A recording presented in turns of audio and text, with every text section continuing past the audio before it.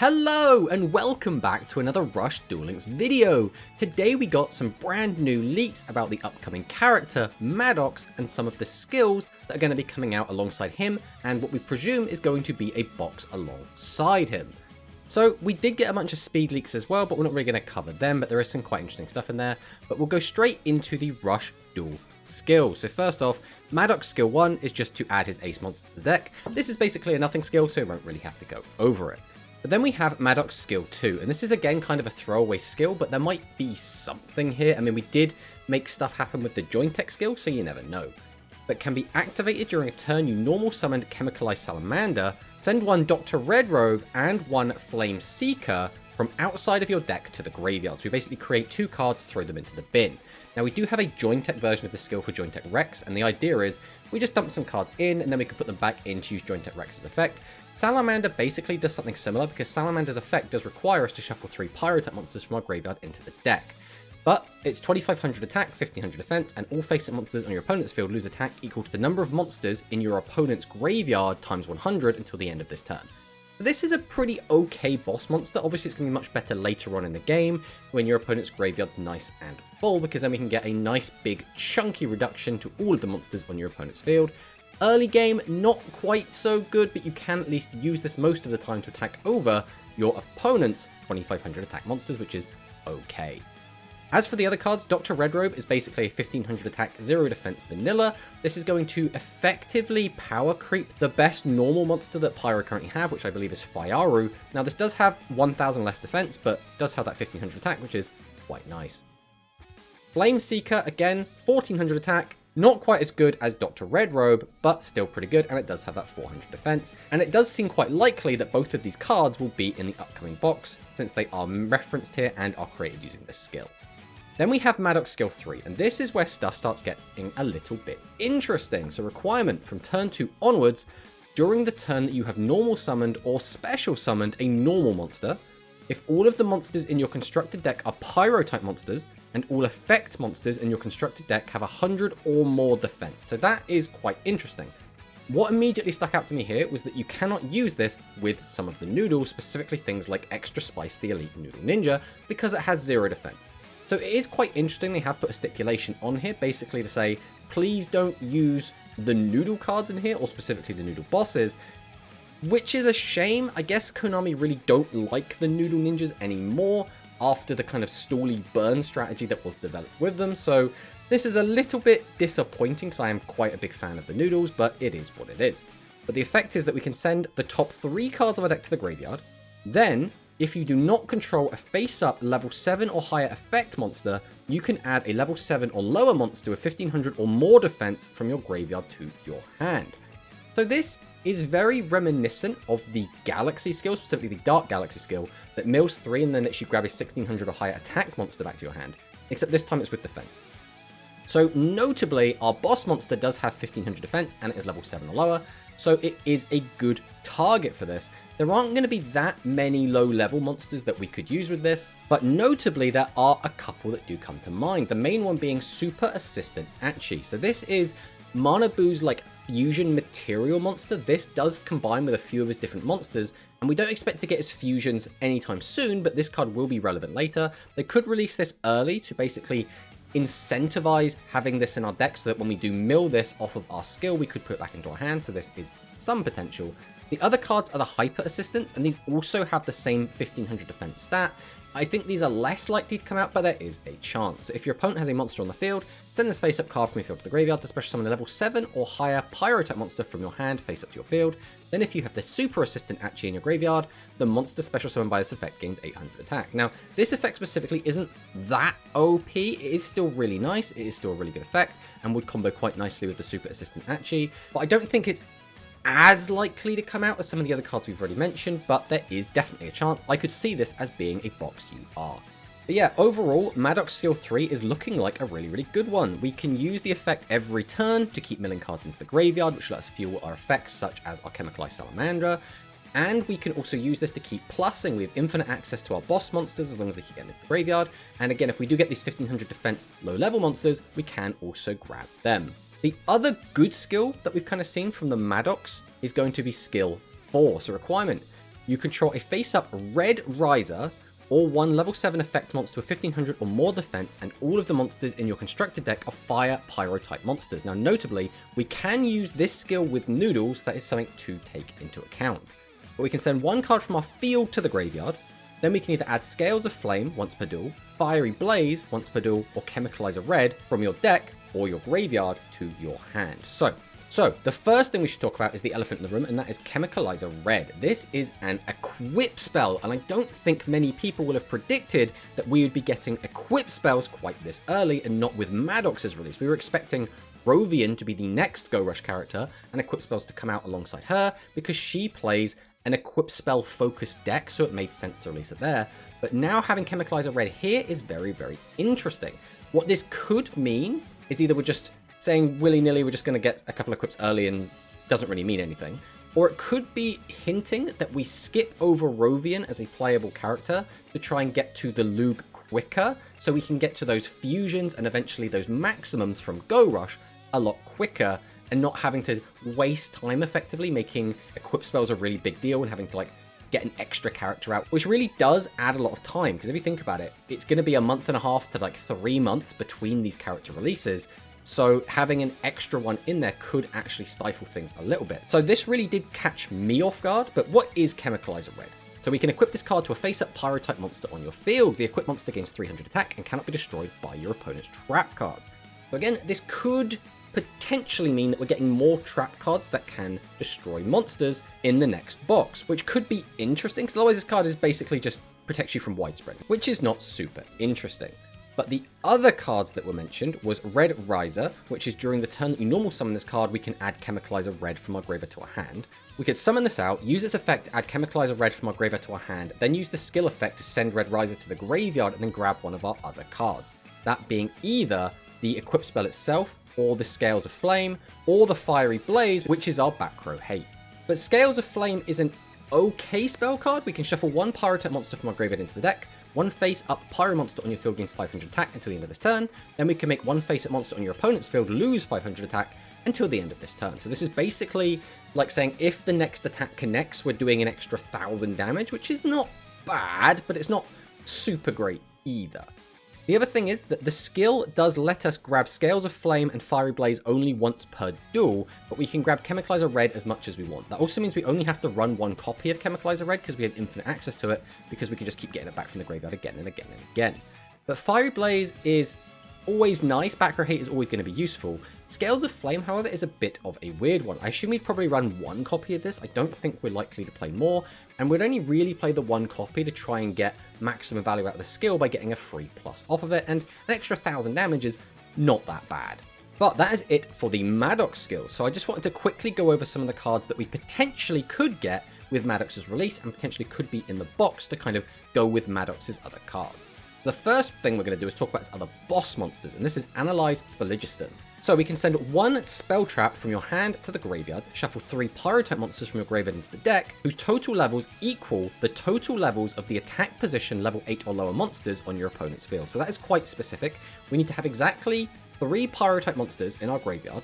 Total levels are exactly equal to the total levels of the attack position level 8 or lower monsters on the opponent's field. That is hyper specific. We need to get exact levels. We need to make sure our graveyard has very specific levels. We need to make sure our opponent's board has very specific levels. It's very unlikely to come off a lot of the time, I do feel. This card didn't really see much play in the OCG, and what we were expecting was to get a skill that lets us kind of fiddle with the levels a bit to make this a bit easier to come off, but it looks like we're not getting that.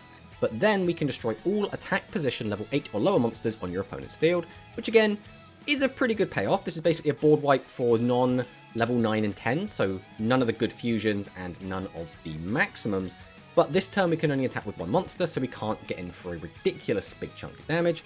It's not a very good monster, its stats are a little bit lackluster, and its effect is very rarely going to come off. And his other ace monster is Finalize Phoenix. So this card again does have a similar problem. If your opponent has 2 or more face-up monsters on the field, shuffle 4 Pyro type monsters from your graveyard into the deck. Special summon up to 2 Pyro type effect monsters from your graveyard face up to your field, whose total levels equal, so again, not equal or higher or equal or less, the total levels of face-up monsters on your opponent's field. So again, it's very awkward to actually get this to work. This is the problem that Finalize Phoenix and Analyze Phlogiston both have, is both of their effects are unlikely to come off very often, which does make them oftentimes feel like a bit of a liability. So I think we're likely to get at least one of these, probably as a drop reward from the event. So it'll be interesting to see which one they decide to give us, and I assume the other one will probably be the second rerun drop. But overall, I'm not super enthused about these bosses personally. Another card they could give us is Chromatographicus. This card will eventually get a bunch of fusions. They could choose to give it to us early. Its stats are quite nice and again do work with our skills because they do want us to have 1500 or higher defense and be level 7 and lower, so Chromatographicus does fit in there, and this would be a really nice target to use with Secret Order, so there is some potential there, but they might hold off on giving us this card until they want to give us the Go Rush Fusions a little bit later. Some of the other cards they could give us is Dynamo Might. This is an okay card, level 4, 1100 attack and 1100 defense, so actually an okay defensive stat. During the turn that you normal summon this card, inflict 300 damage to your opponent, so just a little bit of burn, but this is quite nice to just summon out, burn your opponent, and then just sack it off to get out a boss monster, not too bad. Another one is Blast Examiner. This card's likely to come out as like a N rarity, it's not going to be particularly interesting, level 5, 1700 attack. Nothing really to say about this, it's just a likely card to come out, it's kind of in his theme. Then there's Jarmalu. This isn't really a Maddox card, but it is another 1500 Pyro normal monster, there is a chance this card comes out as well. Then we have Cremation Dog Nitro, so during the turn that we normal summon this card, it inflicts 400 damage to your opponent, but this turn we can only attack with Pyro monsters, which is not too bad of a drawback considering most of our skills are locking us into Pyro anyway. Likely that we do get this guy. Next up we have Ethel the Flame Djinn of the Lamp. I think this would be a pretty good engine card to give to Maddox. So if we have no other monsters on our field, we can special summon a Methil, the Flame Djinn of the Lamp, from your graveyard to your field in face down defense position. So this is basically just summon it out, get out another body, tribute both to get out a boss. So just a 3+1 is always quite nice. And then obviously Methil would come out as well, and during the turn that we normal summon this card, we can add a level 4 Pyro type normal monster from our graveyard to our hand. This turn you can only attack with Pyro monsters. Now the only big downside of this is it has to be exactly level 4 Pyro type normal, which does make it a little bit restrictive, but again, having free plussing is always going to be a bonus. Then there's Alco the Flame Emperor of the Lamp. We could also get this card. This card again hasn't really seen a ton of play, but could be nice. I actually did originally predict that this card would get some sort of skill to help it out and kind of be like an alternate option, almost like Galactica Amnesia is for the Light Galaxy deck, but we did not get such a skill. But we can pay 500 life points to special summon an Ethel or a Methil from your graveyard face up to your field. Then if we have both of them face up on our field, this card gains 1000 attack until the end of the turn. So going up to 27 is like okay. Realistically, it's not that great, but being able to get easy access to Ethel and Methil could be really nice if we do get one of the fusions, that being Melel, the beautiful flame spirit of the lamp. Now, I will say, I do not think we're going to get Melel. The reason I don't think we're going to get Melel is because I think we're really holding off on the Go Rush fusions until we do release the Lug, but I did think we were going to hold off on equip spells until we got to Rovian, so all we're really doing is making educated guesses, and we don't really know what's going to happen, but I would not expect Melel to be released in the next box. But this is a fusion of Methil and Ethel. It's a level 9, which is quite nice. 2800 attack is not bad. Its effect is that we can draw one card and show it, and if that card is a Pyro type monster, we can special summon a level 8 or lower Pyro monster from your graveyard face up to your field. So very, very, very powerful effect.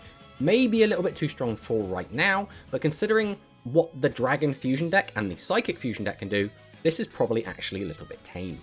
And the final Pyro card I want to talk about is Firefall Blaze Barrier. So trap cards have always been kind of an elephant in the room when it comes to Konami. They haven't really been wanting to give us very many good trap cards, and if they do, they're in a bundle, or they're limit 1, or they're very restrictive on how they want to give us good trap cards. But this card, in some ways, is really, really strong. In other ways, is worse than Dragon's Fortitude. But when an opponent's level 8 or lower monster declares an attack while you have a face-up level 7 or higher Pyro-type monster on your field, so we have to have a boss monster to get this to work anyway, we send the top 3 cards of the deck to the graveyard.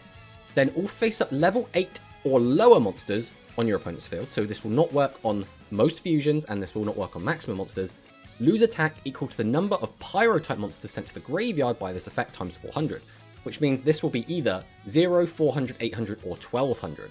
Now this isn't AoE attack reduction, which can be really cool, but we could also just whiff. We could just hit 3 spell traps, and your opponent just loses 0 attack, and this card has done absolutely nothing.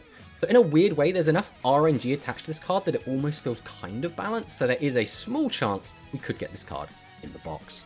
So going on to the non-Maddox skills, we have this archive skill, which is once per duel, randomly send 2 earth, fire, water / wind normal monsters from your deck to the graveyard. So we're going to randomly send non-light and non-dark monsters from our deck to the graveyard. There are obviously several different things we could do with this, but are any of them really worth doing? I personally don't think so. I think this is going to be one of those archive skills that we just don't really use. It's kind of a bit of a gimmick. And then we have one last interesting skill. This is just called Skill 1.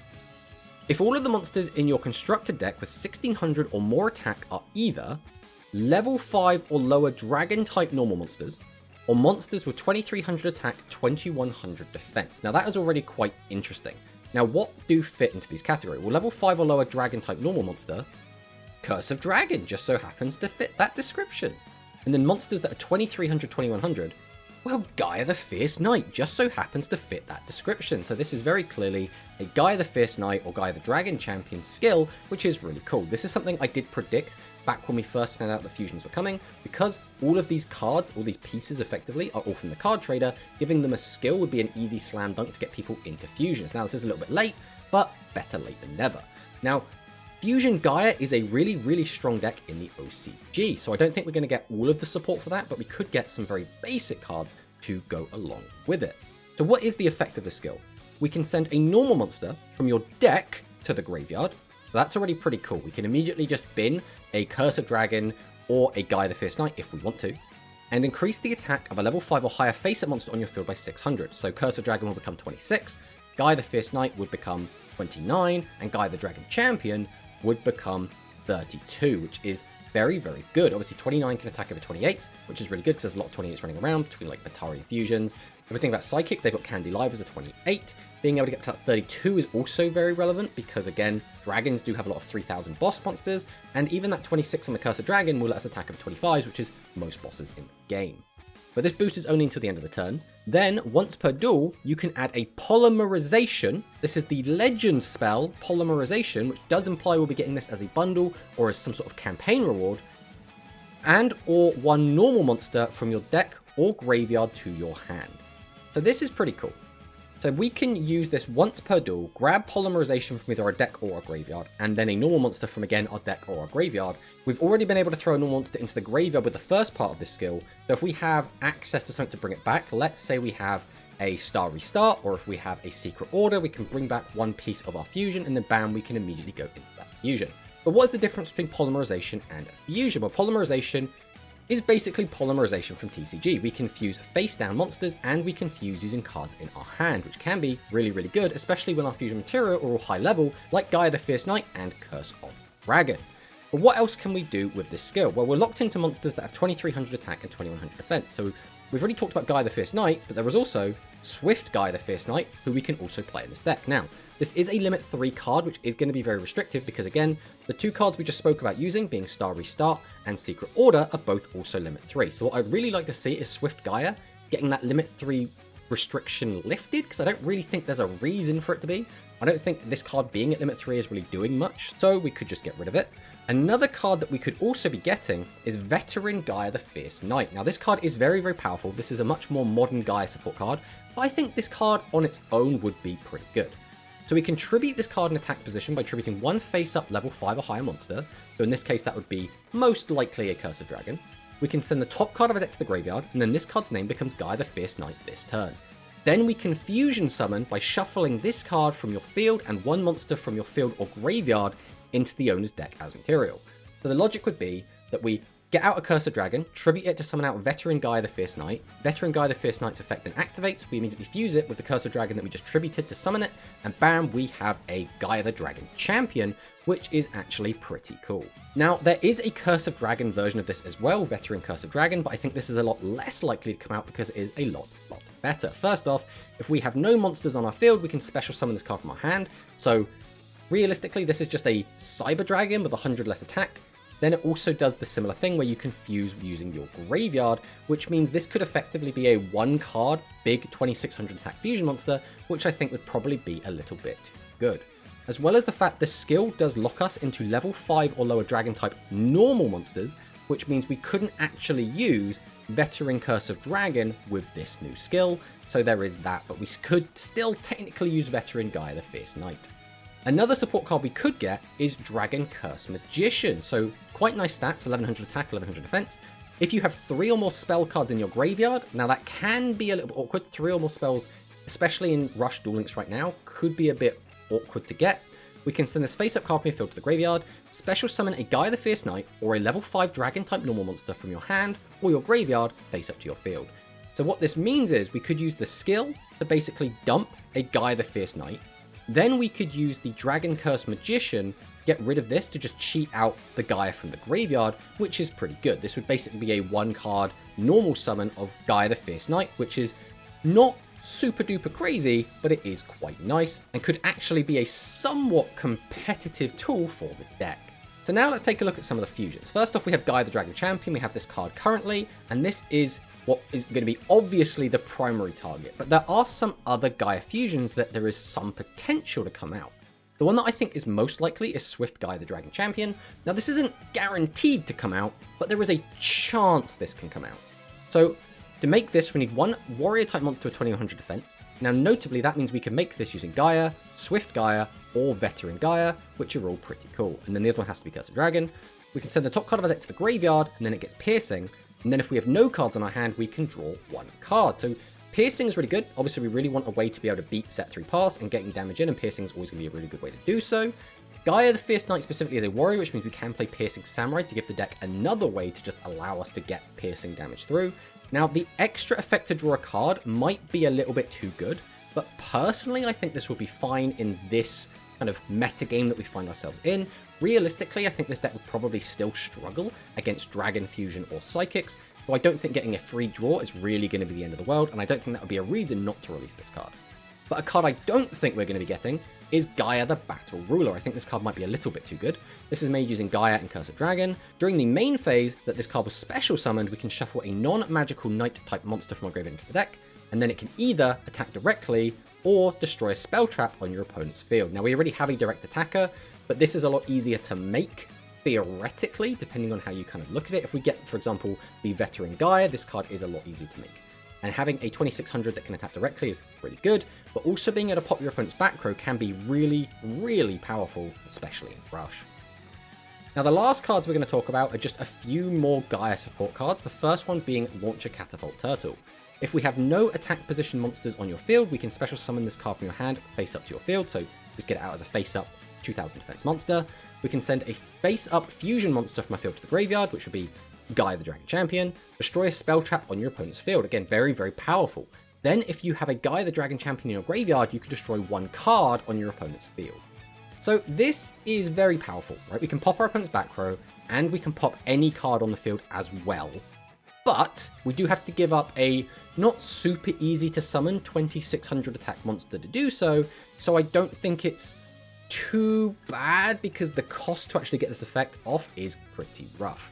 The other card is Catapult Baby Turtle, which lets us send a card from our hand to the graveyard, shuffle 2 monsters from your opponent's graveyard into the deck, then we can special summon a Gaia the Dragon Champion or an Aqua type monster with 2000 defense from our graveyard face up to our field. Which means we could bring back Launcher Catapult Turtle, or we could bring back Gaia the Dragon Champion from the graveyard after we sent it there, which I think would be a nice little combo. Overall, this might end up being a little bit too strong, but I think based on how powerful the Dragon Fusion deck is right now, I don't actually think this would be that overpowered, so I think this could probably be fine. I guess last but not least, we'll talk about some of the trap cards. The first one is Dragonic Escape. When a monster on your field is destroyed by an opponent's attack or their card effect, we can special summon a Gaia the Dragon Champion or a level 5 or lower dragon monster from your graveyard face up your field. That's going to be the Gaia the Dragon Champion or the Curse of Dragon. Okay. This turn, the monster special summoned by this effect cannot be destroyed by your opponent's card effect. Now, there are a lot of trap cards in Rush that do this already, but none of them have been released into Duel Links, which is what makes me think this might not come out, because if we haven't got, for example, the Disco Ball to bring back the being key to the Boogie Master, we're probably not going to get this to bring back an even better monster. And last but not least, we have Intercepting Gaia, a really, really powerful trap card. And again, Konami don't like trap cards, so we're not expecting to get this. But when your opponent normal or special summons a monster while you have a face-up level 7 monster with 2100 defense on your field, change 1 face-up monster on your opponent's field to face-down defense position. So this is already really good. This is kind of like a Book of Moon, as long as we have a Gaia on the field, either a Gaia the Dragon Champion or a Gaia the Fierce Knight. But then if we have Gaia the Dragon Champion face up on our field, we can destroy one face down card on your opponent's field. Now this doesn't have to be the card we flip down, this could be a different monster or a back row, so pretty versatile trap card and a really, really powerful one. This is especially good to like stop OTKs, but can be really, really powerful and would be really nice to stop, for example, Dragon Fusion from just killing you out of nowhere, and it would stop Psychic from being able to do all of their big plays with their Candy Hive. So it's the day after we recorded that first part of the video, and we have had 3 new skills data mined, the first of which being this Yugioh skill. So from turn 2 onward, during the turn you have normal summoned Jointech Raptor or a level 7 monster. If all of the monsters in your constructed deck are machine monsters, and all level 5 or higher are earth monsters with 2300 or 2500 attack, we can add a Jointech Rush Horn from your deck or graveyard to your hand. Then you can increase the attack of a Jointech Raptor by 500. So this is pretty weird. So first off, this skill basically doesn't lock us into just Earth machines. It's just our level 5 or higher monsters have to be Earth machines. And those monsters have to have 2300 attack or 2500 attack, which is an interesting restriction. This basically tries to lock us into like just the Jointech stuff for the most part. But the first new card we have mentioned here is Jointech Raptor. This is an Earth Machine monster, level 4, only 800 attack, so bearing in mind the skill is going to increase this monster's attack by 500, so that will get this up to 1300. 1200 defense is okay, but during the turn that we normal summon this card, we can send the top 2 cards of each player's deck to the graveyard, and inflict damage to your opponent equal to the number of monsters sent to the graveyard times 100, so this is going to be a maximum of 400 burnt damage. This does also technically mill your opponent, so we could see this being played in like Santa Mill or something along those lines. But then if we have a face-up equip spell card on your field, and you inflicted damage to your opponent by this effect, which you almost always should get at least 100 off of this, you can change one attack position monster on your opponent's field to face-up defense, which can be relevant to clear some bosses. So it's interesting that we have this, because we can use the skill to boost this guy up to 13, which isn't a super relevant number, but we can change an opponent's monster defense. Maybe that 13 will help us get over that. But being able to mill cards in general is quite good, especially because we know a lot of the Jointechs want to use cards in the graveyard, such as the Jointech Rex. But the other card we're getting is Jointech Rush Horn, and this card is actually very, very important. So equip this card to a face-up machine type monster on your field. So any machine type, so we don't have to put this on an Earth machine. That's very, very important. The equipped monster gains 300 attack. Okay, so if we were to put this onto Raptor, we could get up to 1600, which is okay. If it attacks a defense position monster, inflict piercing damage. Now, piercing damage is very, very important, because now we can give piercing damage to any machine monster. And there is quite a popular machine monster that has 2800 attack and can attack twice, called Cyber Twin Dragon. So we could slam this onto a Cyber Twin, and then suddenly we have a 3100 attack, double attacking piercing monster, which could just end games completely out of nowhere. This could be pretty rough if you're not a Cyber Dragon enjoyer, but if you do really like Cyber Dragon, this could potentially be a really cool tool. Now, realistically, we're not going to want to be running too many of this because we don't want to brick on it. You're going to play maybe 1, maybe 2 copies of this. The other issue is it's not searchable, so we don't really want to be drawing too many of it, but we want to make sure we have access to it for when we do summon out the Cyber Twin, so it's going to be a bit of an awkward one, but there is a lot of potential there. As for the requirement for the skill, we basically are locked into 2300 and 2500 Earth Machine monsters. So the first one we're going to talk about is Shilboran Kong. It's limited 3, so it might not see much play, but this is technically able to be used with the skill, can destroy a face down defense position monster and gain attack. The next one is Printing Presser, even less likely to see play, and both of these monsters are level 8 as well, and the skill is going to prioritize us playing level 7s, because that's when we can actually get the skill off, but this card can just gain attack. Then we have Jointech Rex as a 25, and obviously it's a Yugioh skill. This is Yugioh's ace monster, of course it's going to be used. Popping back row is always going to be really, really helpful. And we have just got the new Jointech Tomatosaurs into the game, which is, it's a little bit awkward. 2300 attack is nice. We can send 1 card from our hand to the graveyard, change 1 attack position monster on the field to face up defense position. It loses 2000 defense, which means we can almost clear just about anything, because it would basically have to have, what, 4300 plus defense to actually survive this. But discarding a card from our hand is not great, and ending on a 2300 boss is also not that great. But what could they be releasing in the new box to help work with this skill? Well, the first card, Drilling Track Tiger. I don't think this is likely, just because this isn't a Yugioh card, but technically this card would work in the deck. So this is if you have Pierce, Powerful Pierce, or Straight Pierce, and again, if this card did come out, we would need to also get Powerful Pierce and Straight Pierce, which are just lots of ways to give piercing. We're not going to go too in-depth on them. In your graveyard, send one card from your hand to the graveyard to add Pierce, Powerful Pierce, or Straight Pierce from your graveyard to your hand. This is basically just easy access to piercing, which again, we probably don't need because we're going to get the equip spell. But what's more likely is probably Jointech Stegoselos. So we can send up to 3 Earth Attribute Machine-type monsters from your hand to the graveyard to destroy face-up monsters with 1600 or less defense on your opponent's field equal to the number of monsters sent to the graveyard to meet the requirements. So this card's actually pretty good. Its cost is quite high, but it's also pretty good because it can just wipe the board. So Stegoselos is not an insane boss monster. It never did anything like super crazy in the OCG, but it is quite a nice tool to have and does come up quite a lot and can be really, really useful. So I would really like to see this card come out. But what I really, really want, and a lot of people who have been long-time viewers of this channel probably know, is I really want Jointech Hero, and this skill also works perfectly with Jointech Hero. It's level 7, it has 2500 attack, it's an Earth machine, it is perfect. But during the turn that you normal summon this card by tributing Jointech Ace, send the top card of your deck to the graveyard. This card gains 1500 attack until the end of the turn. Then we can add an Earth Machine type monster from your graveyard to your hand. And the Jointech Ace that we sent to the graveyard to summon this is a Earth attribute normal monster, 1500 attack. So we could slam that down as well and just have a ton of attack points. Again, it's one of those cards that never really took off in OCG because it came out too late. So I think releasing it now would be absolutely fantastic, but I've been coping on this card for so long. I really, really want Jointech Hero to come out. I think it would be really, really cool. The next up we have the yugioh skill, so it can be activated during a turn you have normal summoned a level 4 monster. If all of the monsters in your constructed deck are light galaxy monsters, and the deck contains at most 1 equip spell. So we basically have to play only light galaxy, we can only have 1 equip spell, and we can only do this the turn that we normal summon an exactly level 4 monster. Effect, we can send 1 Galacterial Ore, 1 Galactica Zyphos, or 1 normal monster from your deck to the graveyard. Okay, so what we'd probably want to send here is like maybe Galactica Oblivion, because then we could bring it back with Secret Order. If you normal summoned a monster with 1500 or 2500 defense this turn, so bearing in mind, there are no level 4 monsters that have 1500 or 2500 defense. So we have to normal summon a level 4 monster to trigger the effect, but to get the rest of the effect, we're then going to also want to have summoned another monster that has 1500 or 2500 defense. So already quite a lot of hoops to jump through.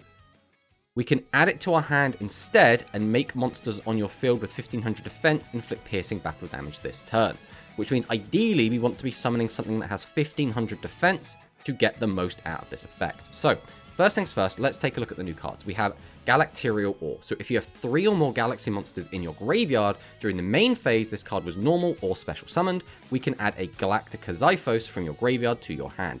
And its stats aren't bad. 1300 defense is always very, very nice, especially with so much piercing going around. So, not a bad card, basically can just be a free plus. Then we have the Zyphos itself. If your opponent has a face-up level 7 or 8 monster on the field, equip this card to a face-up Galaxy-type monster on your field. So this is quite an annoying restriction. We can only use this if our opponent has a face-up boss monster. Some decks will just sit on a bunch of defense monsters until they're kind of ready to combo. So this can be a bit frustrating. But the equipped monster gains attack equal to the number of face-up normal monsters on your field times 300. So this is going to be a maximum of 900. If the equipped monster is Galactica Oblivion, it gains 1000 more attack. So Galactica Oblivion could gain 1900 attack from this, which is not bad, but this is just an attack boost. So it's nothing super crazy. And don't forget, we can't use our skill to give Galactica Oblivion piercing, which means if we want our Galactica Oblivion to have piercing, we'll have to give it to it via another source, such as a Meteor Charge. So if we give this to a 1500 defense monster, it will only get that 900 boost maximum, which is not fantastic, especially since there aren't that many 1500 defense monsters to choose from. So the first 1500 defense monster we can talk about is Galactica Amnesia. This card is already out. This card potentially could work, but I don't really think so. We'd have to have a lot of level 6 monsters to make this work effectively, so probably a no-go. The next card is Crack Neutron. This card is not out yet, but this is only a level 1 monster. It's got that 1500 defense, but giving this piercing isn't going to be super relevant because it doesn't have any attack points. And the last and most likely card we're going to be getting is Vanishing Heliacal Riser. And these are the only 3 light galaxy monsters in the entire game that have 1500 defense. So this is a 2400 attack, 1500 defense, level 7 like Galaxy monster. If we have 2 or less cards in our hand, we can shuffle 1 monster from our graveyard into the deck. This card gains 200 attack to the end of this turn. Okay, so it'll boost up to 26, which is okay. We could get a maximum of 600 from the Xiphos if we did want to give it to this. We should put it up to 32. And then if a face-up spell card is on the field, like the Xiphos, we can draw 1 card, which is actually not bad. And don't forget, we will be able to give this piercing with our skill. So overall, this is not bad. Being able to get a free draw is quite nice. Getting a 3200 piercer is quite nice, but I don't know if this is going to outshine the Secret Order / Meteor Charge build that we currently have with Light Galaxy. Realistically, this feels like it will be decent. It will be a contender. We'll probably see it top some tournaments. I don't know if it's going to really overtake what we currently have. And last but not least, we have the Umi skill. So can be activated if all of the monsters in your constructed deck are water monsters and are either level 2, 3, or 4 monsters, or sea serpent monsters. Now, the big elephant in the room here is probably the fact that this says level 2, 3, and 4 and excludes 1. So, what are the level 1 water monsters we're trying to avoid? Well, anyone that's played the OCG will probably understand immediately. We don't want this to be played with the Berry Fresh cards. Now, I don't think this means the Berry Fresh cards are coming out anytime soon, but realistically, there isn't really anything else in here. Like, maybe you don't want Mr. Alchemy seeing play, but realistically, this wouldn't matter because we can't play Strange Cat in this deck anyway, so it must just be alluding to the Berry Fresh cards. Berry Fresh was a tier 0 deck in the OCG for a little while, so it just doesn't want people playing those. But the rest of this is quite interesting. We can play any level 2, 3, or 4 water monsters, but our level 5 and higher or level 1 monsters have to be sea serpent specifically, which is pretty interesting. But the original attack of 1 face-up level 7 or higher monster becomes 2900 until the end of this turn. Then if you control no field spell, you can set Umi from your deck or graveyard once per duel. So the fact this is once per duel does kinda suck, because that means once it's gone, and that's not ideal. But because of the way this skill is written, it's quite interesting. We can play any water monsters that are level 2, 3, or 4. That includes some weird staples like Rhythmical Performer. This is just a level 3 water monster, so you can just play this in this deck. This includes Siesta Torero, just another level 3 water monster. Now, would you want to play these cards? Maybe not, but it's nice to have it as an option. But the main card that we're expecting to see as the boss for this deck, which is a level 7 Sea Serpent monster that is relevant to Umi, is Levia Dragon Daedalus. So this is a pretty cool card, 2600 attack. With Umi, it becomes 28. Send 1 face-up Umi from your field to the graveyard, destroy all other cards on the field. So we're definitely going to be able to get in for a 2600 hit, as well as with any other monsters we have, they will also get their hits off. Now, this is a legend card, which means it will be a one-off, it's unsearchable, so it might not be a super foolproof strategy, but I do think it's highly likely we're probably going to be getting Daedalus with the new box, probably as a bundle. Another boss we could potentially get is the Headbutt Cachalot. I think this one does make a lot of sense. It is another level 7 monster, which again, the skill does specifically reference level 7s. Send the top card of your deck to the graveyard. 1 face-up monster on your opponent's field loses 500 attack until the end of the turn. Then if you have Umi or Big Umi face-up on your field, inflict 500 damage to your opponent. So this is okay. Reducing your opponent's attack is okay. This would also mean that we would get Big Umi. Big Umi is not a particularly interesting spell card and probably wouldn't see any play. We're not really going to go too much into it, but this is just a 2500 attack guy. It can go up to 29 with the skill, and it can reduce your opponent's monster's attack, which is fine. Another potential card we could get is Sea Dragon King Graganus. So 2500 attack, 1800 defense, level 8. During the turn that we normal summon this card, inflict damage to your opponent equal to the number of spell traps on your opponent's field times 300. So this on its own is not particularly impressive. It is nice that it has 2500 attack, I guess, but this card does have a support card in Sea Dragon Cranadros, which is if your opponent has a monster on the field, place a Sea Dragon King Graganus or a Grand Extreme from your graveyard on the bottom of your deck. Just special summon a fish or sea serpent monster from your hand, face up to your field. This turn you can only attack with water monsters. There is a slim chance we do get this card. And the Grand Extreme card it mentions is actually a card that has been limited in the past. Very, very powerful back in the day, but this primarily saw a lot of play when we got the second wave of Sea Serpent support, so we don't expect it to be super duper crazy just yet. But special summon a fish or Sea Serpent monster from your hand, face up to your field, then we can shuffle up to 5 monsters from your opponent's graveyard into the deck. Now, this shuffling effect has been very, very relevant in the past. It won't be as relevant right now in Rush Duel Links, but definitely could come out, just a way to cheat out one of your big Sea Serpent monsters. The last boss we're going to talk about here is the Salvage Wolffish. It's another pretty cool card, level 8, only 2300 attack, but during the main phase that you normal or special summon this card, place one card from your hand on the bottom of the deck to add a water attribute sea serpent type monster from your graveyard to your hand. Then if we added UMU Unidentified Mysterious Urchin to your hand by this effect, this card gains 1400 attack, which will boost this up to 37, which is quite a lot of attack. So it's not a terrible card, but it's not great either. Realistically, it's just going to get a big ball of attack if you get the right card back into your hand. And the UMU is not anything particularly exciting, it's just a 1400 defensive monster. But I think any of these bosses we talked about could come out, because none of them are particularly crazy. Like, the most overpowered one has got to be Leviathan Dragon Daedalus, and I think it's almost guaranteed that we're going to be getting this. So some other Sea Serpent support cards we think we could get. One of them is the Katao Moiruka. So we can send an Umi or Big Umi from your hand to the graveyard to draw one card. Just nice little bit of filtering. It's a little bit awkward because it only really works with Umi and Big Umi, so it might not see much play, but there is potential this comes out. The next one is Mollusk Dragon Umegalius, which lets us shuffle 3 monsters from our graveyard into the deck to look at a face-down monster on the opponent's field. Then if your opponent has a monster with the same defense as that monster's original defense in their graveyard, you can destroy that monster. Now this is a really, really good card. This card did see a ton of play not that long ago. And a lot of the time, people will have monsters that have a similar defense in their deck because they're all part of an archetype. But it also works if your opponent just has a second copy of that monster in their graveyard. You basically just get a free pop of a face-down defense position monster. Now, the reason I think this card might not come out is because this is generic, right? We don't have to play this in Sea Serpents. Nothing about this card says it has to be used in a water deck. It is just shuffle 3 monsters from your graveyard into the deck. So I think there is a low chance this comes out. This, to me, kind of smells a bit like selection box bait. So I think they'd probably hold off quite a long time to release it, and when they do, they'll make it hard to get. Next up, Sea Dragon Knight, and if the last card was selection box bait, I think this card might be as well. 1300 attack Sea Serpent's quite nice. Shuffle 2 monsters from your graveyard into the deck, look at a face-down spell trap in your opponent's field, then if your opponent has a card with the same name as that card in their graveyard, you can destroy it. So very, very good. Gives you knowledge, lets you recycle cards back into your deck, and potentially you can pop a back row. Again, super, super generic, so you could put this in anything, which is one of the reasons I don't think it's super likely to come out, but there's always a chance. Then we have Sea Star Trooper. Send the top card of it to the graveyard, shuffle 1 monster from your opponent's graveyard into the deck. Then if you have Umi or Big Umi face up in the field, you can send the top 2 cards of your deck to the graveyard. So basically lets you mill a lot, which depending on the deck you're playing can be really, really good, as well as lets you hate your opponent's graveyard, which is also not bad.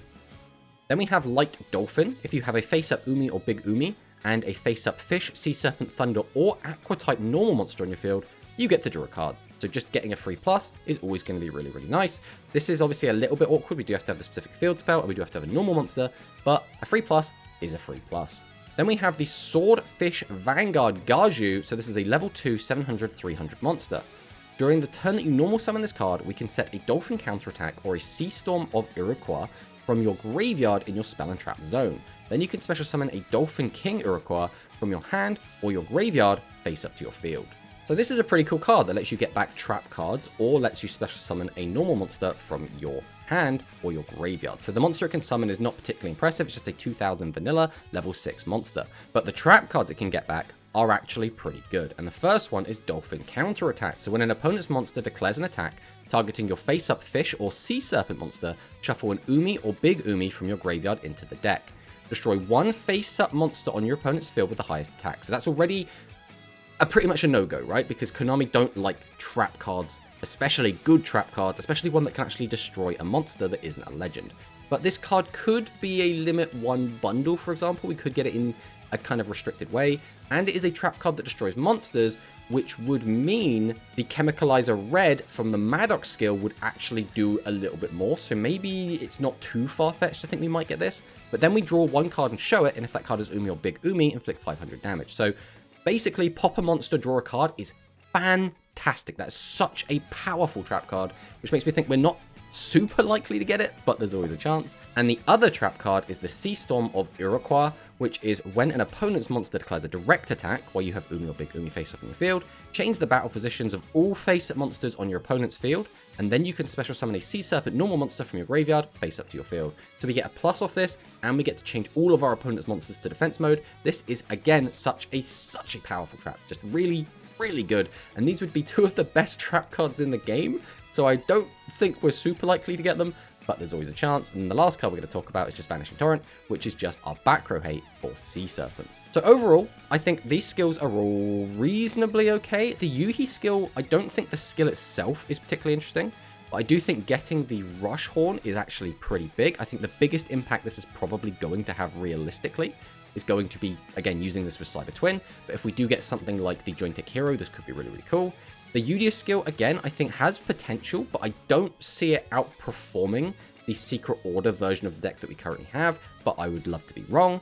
The Umi skill specifically as well, I think there is a lot of potential, but I think it will sort of live and die based on, do we get the Daedalus, how much can we really do with the Daedalus, and do we get the really, really cool trap cards?